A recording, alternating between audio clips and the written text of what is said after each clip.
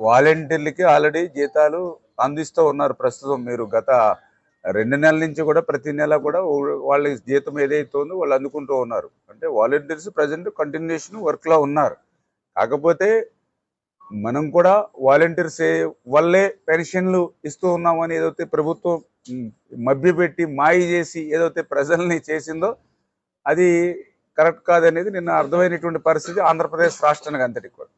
కాకపోతే ఆ వాలంటీర్స్ని మనం కూడా కొనసాగిస్తామన్నాం కాబట్టి ఆ వ్యవస్థని ఉంచడమా లేకపోతే ఆ వ్యవస్థని వేరే రకంగా మనం ఉపయోగించుకోవడమా, ఎట్లా ప్రజలకి ఇంకా మేలు చేసేటువంటి విధంగా దాన్ని ఇంకా ఇంప్లిమెంట్ చేయడం అనేది మరి ఏదైతే ఇంకా డిస్కషన్ నడుస్తూ ఉంది. ఆ డిస్కషన్ నడిచిన తర్వాత ఖచ్చితంగా ఎవరైతే నిజాయితీగా నీతిగా ప్రభుత్వానికి పనిచేసినటువంటి వాళ్ళు వాలంటీర్స్ ఎవరైతే ఉంటారో మరి వాళ్ళని మాత్రం రోడ్డును పడకుండా వాళ్ళకి అవసరమైతే